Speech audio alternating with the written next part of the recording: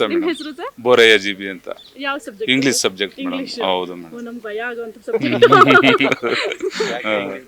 ಹೌದು sir, English obviously ನಾವು ಮಾತಾಡೋದಿಕ್ಕೆ ಅಂದ್ರೆ ಕನ್ನಡ ಇವಾಗ ನಮ್ಮ ಕನ್ನಡದ ಮೇಲೆ ಪ್ರೀತಿ ಜಾಸ್ತಿ. ಇನ್ನು ಸರ್ಕಾರಿ ಶಾಲೆ ಅಂದ್ರೆ ಮೊದಲಿಂದ ಸ್ವಲ್ಪ ಕನ್ನಡಕ್ಕೆ ಒತ್ತು ಜಾಸ್ತಿ, ಹಂಗಾಗಿ ಕನ್ನಡದ ಮೇಲೆ ಪ್ರೀತಿ, ಇಂಗ್ಲಿಷ್ ಮೇಲೆ ಭಯ.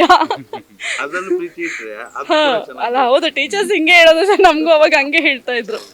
ಸರ್ ಈಗ ಗಿಲ್ಲಿ ನಿಮ್ ಕ್ಲಾಸಲ್ಲಿ ಹೆಂಗಿರ್ತಾರೆ? ಹೌದು ಮೇಡಮ್, ಅವನು ಅದೇ ಎಲೆಮರೆ ಕಾಯಿ ಇದ್ದಂಗೆ ಇರ್ತಾ ಇದ್ದ. ಅವನು ಎಲ್ಲರ ಹತ್ರ ಬೆರೀತಾ ಇದ್ದ. ಆಮೇಲೆ ಮೇಡಮ್ ಅವನು ಯಾವುದು ಈ ಶೋಸ್ ಎಲ್ಲ ಮಾಡಿದ್ನಲ್ವಾ, ರಿಯಾಲಿಟಿ ಶೋಸ್. ಅವನು ಗಿಲ್ಲಿ ಅಂತ, ಗಿಲ್ಲಿ ನಟ ಅಂತ ನಮ್ಗೆ ಗೊತ್ತಾದಾಗ ಅವನ ಬಗ್ಗೆ ನಾವು ಇಮೇಜ್ ಮಾಡ್ಕೊ ಅವ್ನ ಕ್ಲಾಸಲ್ಲಿ ಹೆಂಗಿದ್ದ ಅಂತೇಳಿ. ಅದೇ ಮೇಡಮ್. ಅಂದ್ರೆ ಇವಾಗ ಎಷ್ಟು ಖುಷಿ ಆಗುತ್ತೆ ಸರ್, ಯಾಕೆಂತಂದ್ರೆ ನಮ್ಮ ಸರ್ಕಾರಿ ಶಾಲೆಯಲ್ಲಿ ಓದಿರುವಂತ ವಿದ್ಯಾರ್ಥಿ ಗ್ರಾಮೀಣ ಪ್ರತಿಭೆ ಅಂತ ಅಂದ್ರೆ ಬಹಳ ಖುಷಿ ಆಗುತ್ತೆ. ಎಲ್ರಿಗೂ ಕೂಡ ಇದು ಒಂದು ಹೆಮ್ಮೆ ಪಡುವಂತ ಕ್ಷಣ ಅಂತ ಹೇಳ್ಬಹುದು. ನಿಮ್ಗೆ ಎಷ್ಟು ಖುಷಿ ಆಗ್ತಾ ಇದೆ? ಮೇಡಮ್ ಈಗ ನಮ್ಗಂತೂ ನಾವು ಸರ್ಕಾರಿ ಶಾಲೆಯಲ್ಲೇ ಓದಿ, ನಾವು ಸರ್ಕಾರಿ ಶಾಲೆಯಲ್ಲೇ ಒಬ್ಬ ಟೀಚರ್ ಆಗಿ ವರ್ಕ್ ಮಾಡ್ತಾ ಇರೋದು.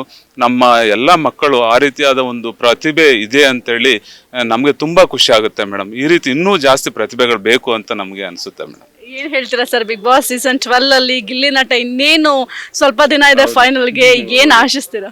ಮೇಡಮ್ ಈಗ ಬಿಗ್ ಬಾಸ್ ಸೀಸನ್ 12 ಅಲ್ಲಿ ನಮ್ಮ ಶಾಲೆಯಲ್ಲಿ ಓದಿದಂತ ನಟರಾಜು ಅಲಿಯಾಸ್ ಗಿಲ್ಲಿ ನಟ, ಇವರು ನಿಜವಾಗ್ಲೂ ಈ ಒಂದು 12ನೇ ಸೀಸನ್ ಕಪ್ಪನ್ನ ನಮ್ಮ ಊರಿಗೆ ತಗೋಬರ್ಲಿ. ನಮ್ಮೆಲ್ಲ ಕರ್ನಾಟಕದ ಜನತೆ ಅವನು ಸಪೋರ್ಟ್ ಮಾಡ್ಲಿ, ನಾವು ಸಪೋರ್ಟ್ ಮಾಡ್ತೀವಿ, ಅವ್ನು ಗೆಲ್ಲಿ ಅಂತ ಆಸ್ತೀವಿ ಮೇಡಮ್. ಬಿಗ್ ಬಾಸ್ ಕಪ್ ಈ ಸಲ ಗಿಲ್ಲಿದೆ ಅಂತ ಸರ್. ನಮಸ್ತೆ.